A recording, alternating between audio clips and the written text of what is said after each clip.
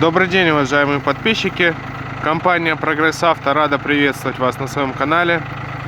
Сегодня у нас в видеообзоре полноприводный японский трактор марки Yanmar, модель FX265.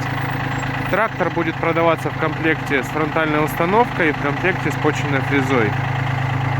Давайте сразу перейдем с вами к его осмотру. Трактор агрегатирован трехцилиндровым дизельным двигателем. Все как обычно.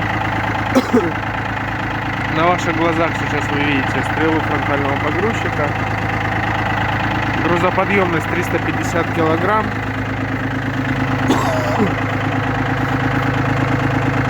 Все цилиндры сухие. Сальники не текут. Цилиндры без задиров. Ковш тоже в отличном состоянии, не гнилой. Все с ним в порядке. Почвенная фреза на тракторе с рабочей шириной 1,5 метра. Давайте взглянем сразу на ножи. По ножам остаток в районе 50%. Крепится все это дело на стандартное трехточечное навесное устройство. Видим, у нас на навеске гидравлический цилиндр на верхней тяге. Навеска у нас с гидронаклоном. Давайте, прежде чем приступить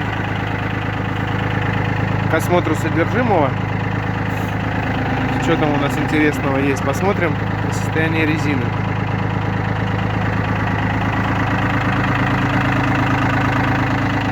Задняя пара в хорошем состоянии, с достойным остатком. Размер у нас 12,4 на 24 задних колес. Про переднюю пару такого сказать уже нельзя. То есть уже большой износ, присутствует следы рассыхания.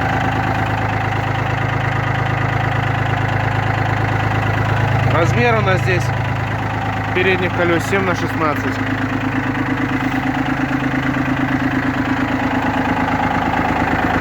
То же самое. Большой износ, присутствует следы рассыхания. Заднее колесо левое. По всей видимости, просто заднюю пару в Японии меняли, а переднюю нет. Тип рулевого у нас управление гидравлика, то есть у нас присутствует гидроусилитель руля. Это очень важно на самом деле. Если вы покупаете трактор с фронтальной установкой, нагрузка очень большая на переднюю ось. И крутить руль достаточно сложно, если там нету гидроусилителя. Но на данной модели он присутствует. И это очень здорово. По этой же причине и на передней паре колес очень большой износ. Все ввиду все той же нагрузки на переднюю ось. Итак, давайте. Вот это у нас джойстик на управление фронтальной установкой.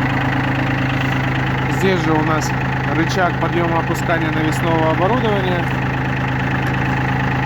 Компьютер для управления гидронаклоном. Коробка передач, 3 скорости вперед, 1 назад. Чуть ниже у нас спаренные тормоза. Под ней педаль газа. Ну и давайте все-таки мы его обойдем. С этой стороны не очень удобно показывать.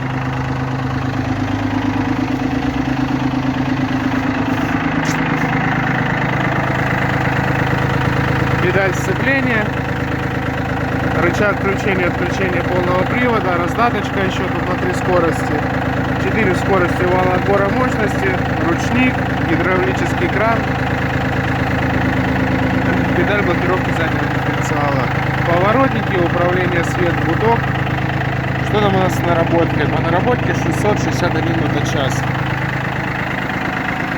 Очень маленькая наработка. Трактор в достойном состоянии.